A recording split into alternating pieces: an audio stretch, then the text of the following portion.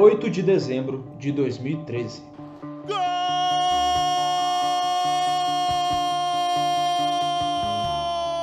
Uma vitória apenas nos colocava de volta na Libertadores da América, a obsessão de qualquer esmeraldino. Mas o maior desastre aconteceu, uma derrota por 3-0, inexplicável e sem sentido algum.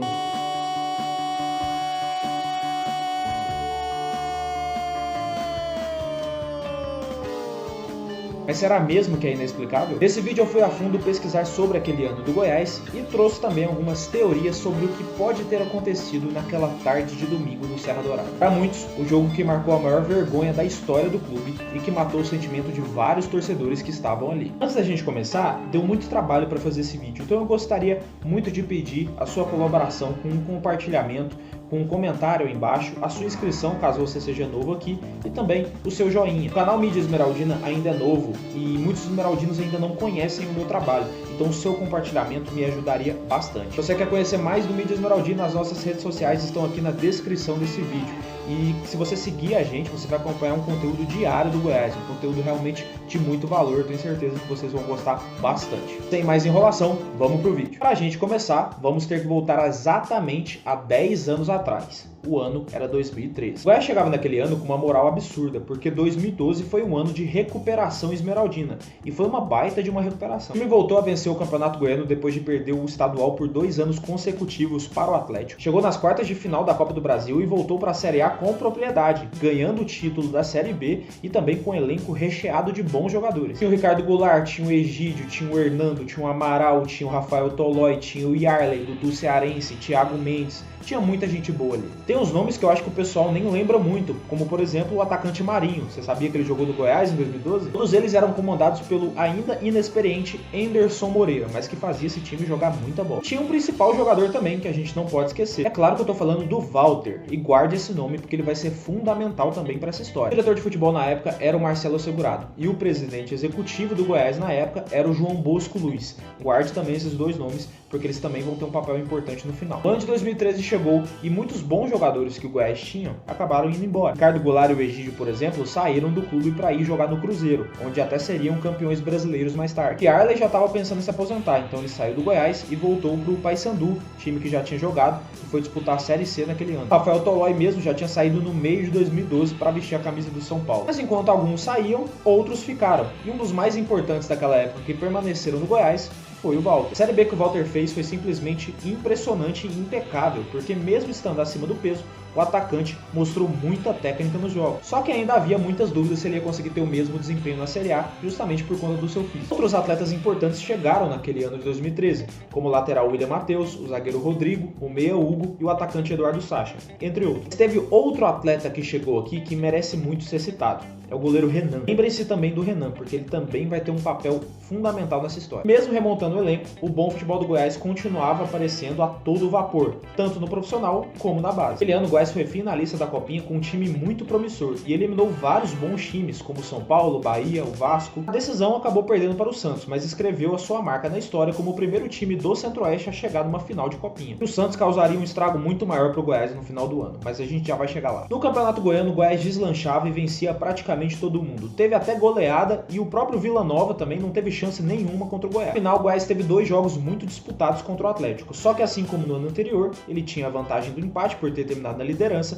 e acabou sendo bicampeão goiano naquele ano. A Copa do Brasil também já havia começado, o Goiás estava fazendo uma ótima campanha, conseguiu passar ali pelo Oratório do Amapá, Santo André e o ABC, e já estava classificado para as oitavas de final. Mas segura um pouquinho que a gente já vai voltar a falar de Copa do Brasil. Começava o Campeonato Brasileiro da Série A e o Goiás estreou muito mal. O adversário da primeira rodada era o Cruzeiro, que inclusive foi campeão brasileiro naquele ano, e o time esmeraldino perdeu por 5-0. O time todo foi mal naquela partida, mas principalmente um jogador, o Warley. Ele foi muito criticado pelos gols que ele tomou naquele jogo, e aí depois disso o Anderson Moreira tomou uma decisão que foi muito impactante. Tirou o Warley do gol e deu a titularidade para o Renan. E o Warley não gostou nem um pouco dessa decisão. O único técnico que ainda havia feito isso na história era o Cuca, lá em 2003. E naquela época, o Warley também teve desentendimentos com esse treinador. Mas decisão era decisão. E já na segunda rodada, o Renan já era o titular do Goiás no jogo contra o Corinthians lá no Serra Dourada. A gente não sabia, mas aquilo também poderia ser um possível elo para a tragédia que aconteceria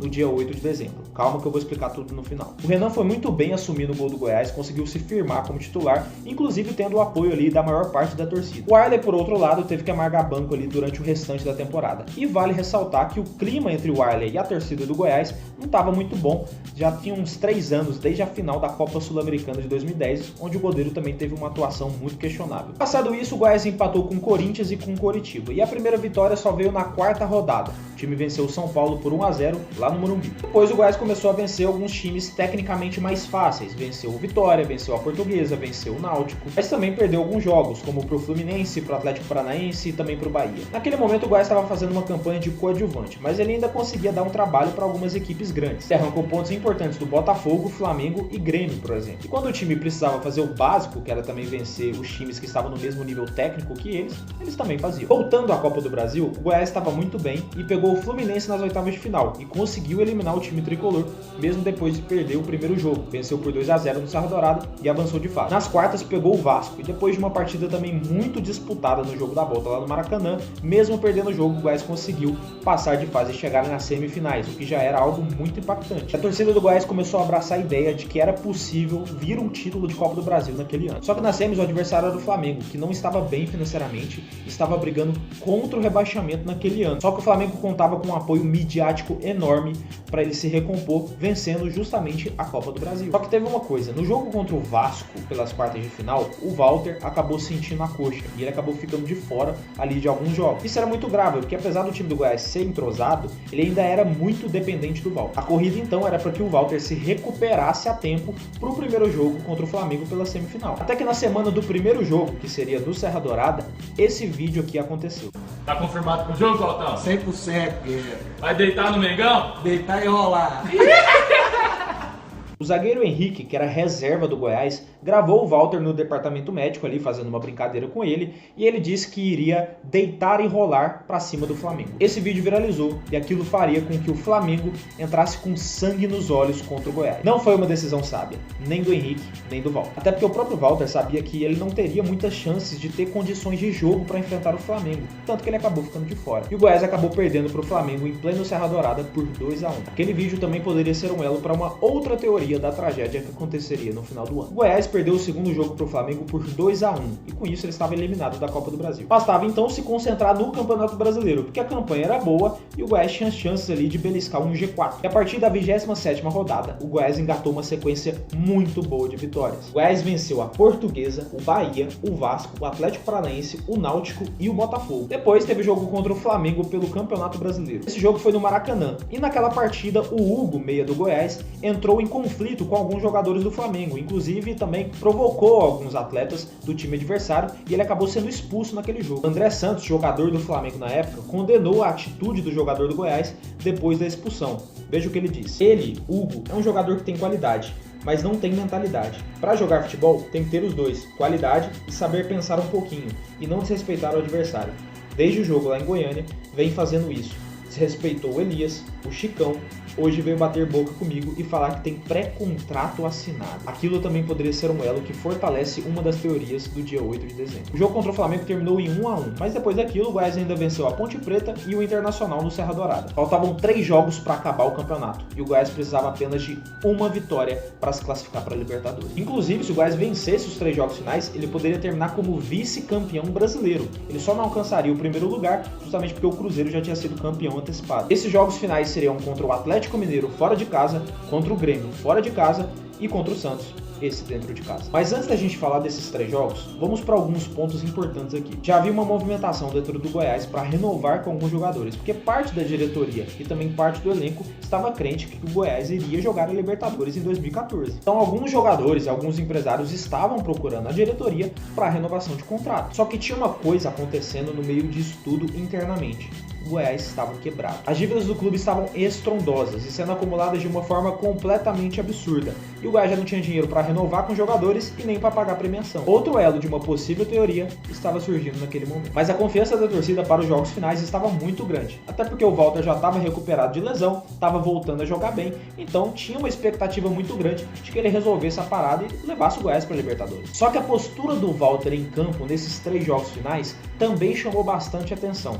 Vai anotando isso, Esmeraldino, porque também é mais um elo para uma possível teoria. Veio o primeiro jogo contra o Atlético Mineiro lá no Independência, e a atuação do Goiás foi irreconhecível. O time esmeraldino perdeu por 4-1. O Diego Tardelli fez 3 gols naquele jogo e ainda teve mais um do Fernandinho. O gol do Goiás foi feito pelo Amaral, e a gente não sabia na época, mas aquele seria o último gol do Goiás naquela temporada. O Walter não foi bem naquele jogo, teve uma atuação muito apagada. Veio o jogo então contra o Grêmio, que também seria muito difícil. E se o Grêmio vencesse aquele jogo, ele também garantiria vaga na Libertadores. Então, um empate lá na Arena já seria legal pro Goiás ir mais motivado pro jogo final contra o Santos. Só que outra atuação apagada do time levou a outra derrota. O atacante Barcos fez um gol logo no começo do jogo e o Grêmio venceu por 1-0. Nesse jogo, o Walter deu até algumas finalizações ali no segundo tempo, mas não foi o suficiente para buscar o empate. Mas tudo bem, né? Tudo se resolveria no jogo contra o Santos lá no Serra Dourada, não é? Vamos explicar aqui o contexto que o Campeonato Brasileiro chegou na última rodada em 2013. Estavam 2 vagas no G4 e estavam na briga Goiás, Atlético Paranaense,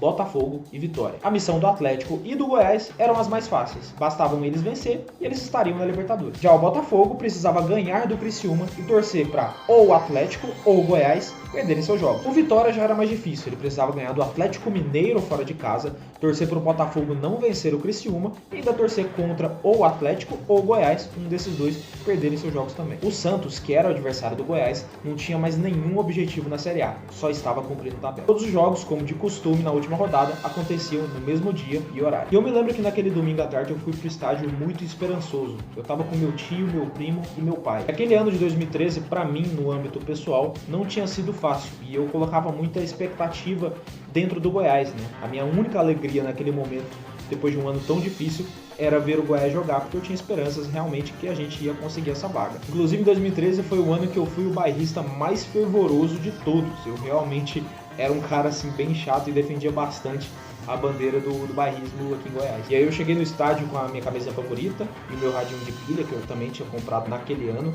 E eu me lembro que tinha umas bandeiras vendendo lá na porta do estádio e eu comprei uma bandeira do Goiás com as cores da bandeira do estado, que era um verde e amarelo. Eu nem imaginava, imagino que você, Esmeraldino, também não imaginava que aquele seria um dos jogos mais frustrantes das nossas vidas como torcedores. O Goiás foi com força máxima para aquele jogo, só que saiu uma notícia na semana da partida de que o Anderson Moreira não poderia ficar no banco de reservas no jogo contra o Santos, justamente porque ele teria feito uma cirurgia e teria que se recuperar, uma cirurgia na semana do jogo. Acabou que ele contrariou os médicos e fez questão de aparecer no banco de reservas, mas mesmo assim de uma forma muito menos agitada. Só que uma cirurgia marcada numa semana de um jogo tão decisivo deixa qualquer torcedor com uma pulga atrás da orelha. Outro elo de uma possível teoria estava surgindo ali. O jogo começou e o estádio Serra Dourada estava muito cheio ali, com mais de 25 mil torcedores esperando ver o Goiás se classificar para a Libertadores. Só que o Goiás começou a partida um pouco afobado e logo aos 5 minutos, depois de uma falha de marcação gritante, o Santos achou um gol depois de um cruzamento na área e o Cícero,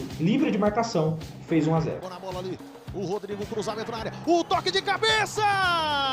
Era só o começo do jogo e o Goiás já estava perdendo e saiu desesperadamente pro ataque para tentar alguma coisa, alguma lance ali numa bola parada ou então num contra-ataque. O Rodrigo tentou de cabeça, o Sacha tentou numa finalização de longe, mas sem sucesso. E o Walter completamente apagado, sem dar nenhum chute pro gol. O Santos fazia um jogo sem muita dificuldade e ia administrando o placar, mas quando atacava, ele atacava com muito perigo, porque o Goiás dava muitos espaços na defesa. A torcida foi ficando cada vez mais apreensiva, principalmente quando chegou a notícia de que o Botafogo estava vencendo o seu jogo contra o Criciúma. E aos 44 minutos do primeiro tempo veio um banho de água fria. O Montijo acertou um belo chute de fora da área e fez 2-0 pro Santos. Thiago Ribeiro, liberdade, é perigoso. Levou pra perna direita, ajeitou mais atrás. Montijo bate bem, bateu! A torcida já começava a desconfiar de que tinha algo por trás. Não era uma derrota comum. Eu, sentado na cadeira, logo depois do segundo gol, peguei o meu radinho de pilha e eu joguei no chão com tanta força que ele se despedaçou por inteiro. Veio o intervalo e eu não quis nem levantar da cadeira. Fiquei sentado com a cabeça baixada,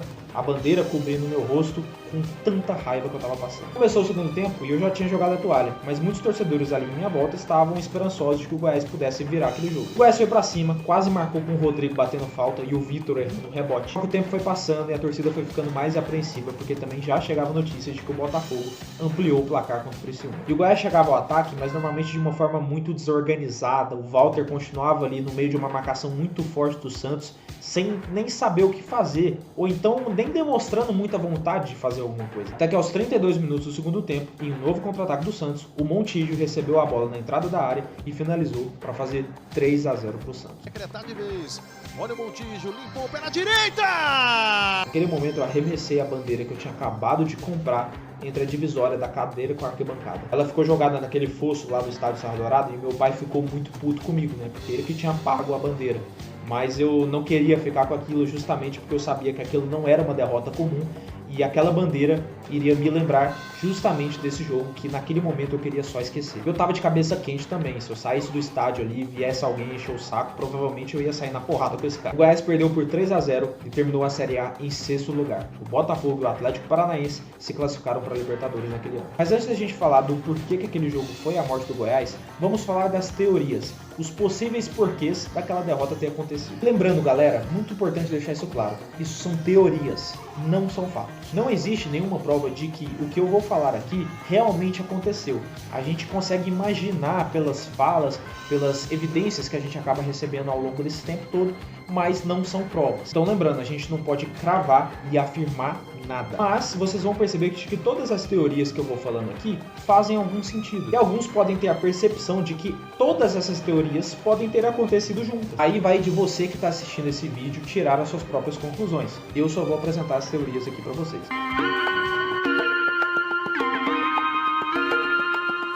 A primeira teoria é de que o Santos recebeu um incentivo financeiro para vencer o Goiás naquela partida. E apesar de eu achar que foi mais má vontade e incompetência do Goiás, a gente sabe que mala branca é uma coisa que acontece bastante no futebol. O Santos não tinha interesse nenhum naquele jogo, porque ele só estava cumprindo tabela. Mas outros times, como o Botafogo e o Vitória, esses tinham interesse. Pode ter rolado um dinheiro ali? Pode. Vamos saber um dia? Provavelmente não. Mas a teoria é válida porque é uma prática comum no futebol, como eu disse.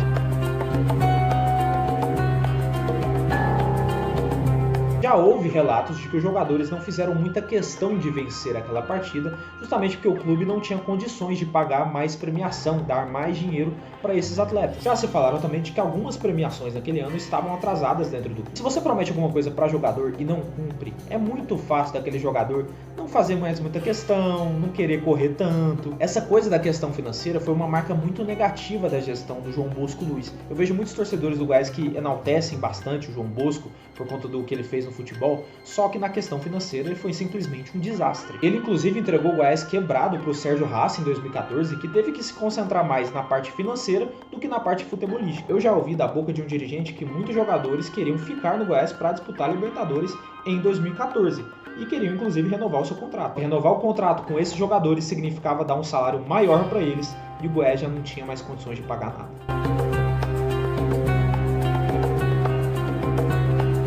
Agora a gente vai voltar lá para o começo do vídeo, porque já se ouvia também relatos de que havia panelinhas dentro do clube formadas por jogadores insatisfeitos. Um dos jogadores que mais se falava que estava insatisfeito era o Arley, lembram disso? A relação dele com o Enderson Moreira já estava bastante desgastada, assim como a relação dele com o goleiro Renan, que tinha pegado a titularidade dele. Outro que teve problemas com o Arley foi o diretor de futebol, o Marcelo Segurado. Tanto que em 2014 o Marcelo Segurado foi demitido da direção do Goiás, dizendo que se sentiu traído. E adivinha quem assumiu a diretoria de futebol logo depois que ele saiu?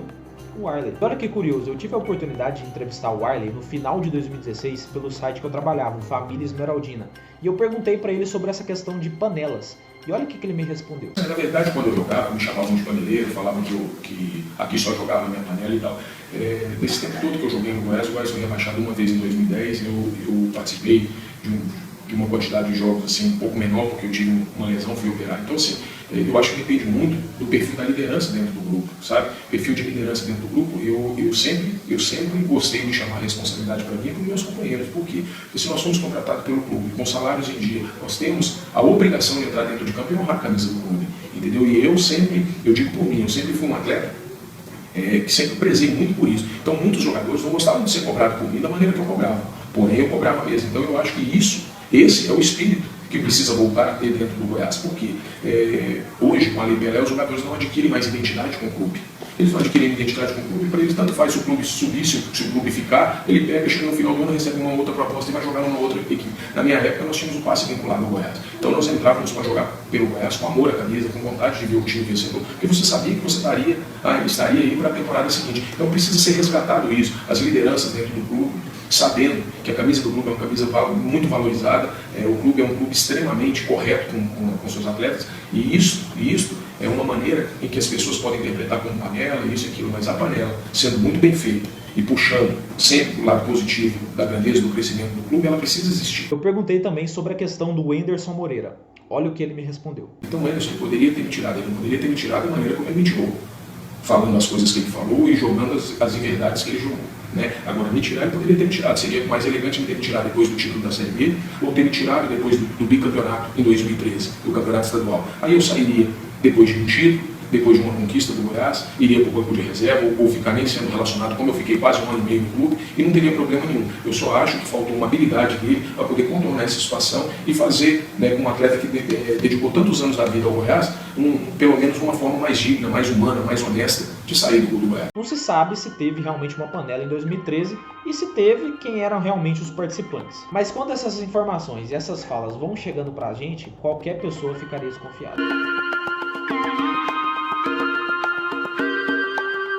Uma das teorias é que os jogadores do Goiás acreditavam que a vaga da Libertadores já estava praticamente garantida, principalmente pela boa fase do Walter na época. Vocês lembram do vídeo do deitar e rolar? Então, aquilo era uma amostra que fortalece essa teoria. A teoria de que os jogadores acreditavam que o Goiás iria conquistar uma coisa naquele ano, justamente pela boa fase do atacante. O fato de que muitos jogadores queriam a renovação de contrato, achando que jogariam a Libertadores, mesmo sem ter nada garantido, é uma das coisas que fortalece isso. Quando você vai jogar mais competições, você obviamente vai ter mais gastos. Pela situação financeira crítica, se falava muito de que o Goiás não queria ir para a Libertadores justamente para não ter que gastar mais. Uma entrevista do Walter me chamou bastante a atenção. Essa entrevista foi para o jornal Opção, lá no ano de 2017, feita pelos jornalistas Helder Dias e Silas Gontijo. Olha o que ele disse sobre o jogo do dia 8 de dezembro. Muita gente me pergunta isso, foi um jogo estranho. Eu penso que, naquele momento, o Goiás não queria ir para a Libertadores. Aquela semana anterior ao jogo foi uma semana fria. Ninguém falava que o jogo era importante. Ninguém para motivar, para dizer que para ir para cima, que tinha de ganhar. O time queria se motivar, mas não via esse clima no ambiente. Fim de campeonato, jogador já pensando em contrato já assinado com outro time, o Anderson já estava acertado com o Grêmio e ainda teve o caso da cirurgia. Foi muita coisa nos últimos jogos. Foram 3 chances para ganhar um jogo contra Atlético Mineiro, Grêmio e Santos. Lógico, 3 jogos difíceis, mas levamos uma goleada do Atlético, jogamos bem contra o Grêmio e chegamos ao último jogo precisando ganhar do Santos. Não jogamos nada e quando vimos, estava 3-0. Penso que, se tivéssemos conseguido ir para uma Libertadores, teria sido outra história. Vocês lembram do Hugo falando para jogador do Flamengo que já tinha pré-contrato assinado? O Meia era um dos que não ficou no Goiás para 2014. Ele foi jogar no Vitória, assim como vários outros jogadores saíram para jogar em outros clubes. Poucos ficaram, inclusive o próprio Walter. E olha que curioso o que ele disse logo depois da derrota para o Santos. Depois dessa vergonha aqui, eu não vou sair, não vou acabar de hoje não. Mas ainda é mais um reforço para mim ficar. Pois é, ele não ficou, ele foi jogar no Fluminense em 2014. O que volta também naquela questão dele não ter jogado o que ele sabia nos últimos 3 jogos daquele campeonato. Com o passar do tempo, o Walter foi se mostrando uma figura bastante contraditória, apesar de que foi um dos melhores atacantes que eu já vi com a camisa do Goiás. Mas eu não o considero ídolo, principalmente pelo que ele fez em 2017, mas esse é assunto para outro vídeo. Essas foram as teorias, e apesar da gente querer respostas e ficar tentando entender o que aconteceu mesmo depois de 10 anos, eu aposto que para qualquer esmeraldino, a única coisa que ele gostaria era de esquecer desse jogo e fingir que ele nunca aconteceu. Mas a gente não consegue fazer isso, justamente porque o Goiás morreu depois daquele jogo. Isso você pode perguntar para qualquer esmeraldino. O jogo mais triste da história do Goiás foi a final da Copa Sul-Americana de 2010.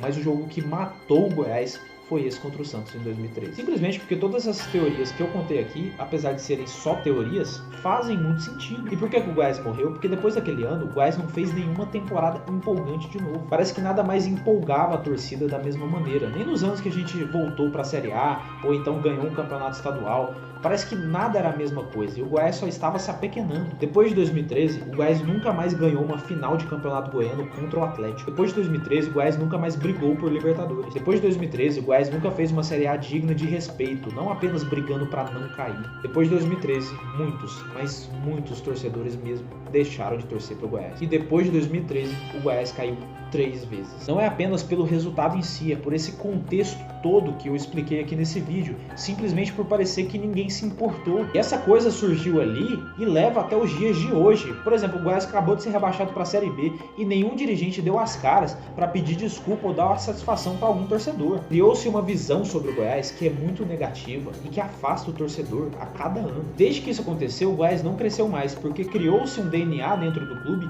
de time fracassado e antipático. E o pior, antipático com a própria torcida. Até que dá pra você ser antipático se você tem ambição e querer ser grande, por exemplo, como o Flamengo. Mas se você não tem isso, você é só um pequeno com o nariz empinado. Tem muito esmeraldino que fala que esse jogo contra o Santos em 2013 é um jogo pra se esquecer. E eu discordo, e precisa ser lembrado para entendermos o que aconteceu de errado antes e depois, e pra gente ter algum fio de esperança de poder consertar isso um dia. Bom, esse aqui foi o vídeo, muito longo, deu um pouco de trabalho, mas eu fico muito orgulhoso e realizado de ter feito ele, e eu espero que você que assistiu tenha gostado bastante do conteúdo. Por favor, deixem aqui nos comentários qual teoria que faz mais sentido para vocês, se eu acabei esquecendo de algum detalhe importante, coloquem aqui embaixo que eu vou adorar saber e ler também as opiniões de vocês. Muito obrigado, fiquem com Deus e até a próxima.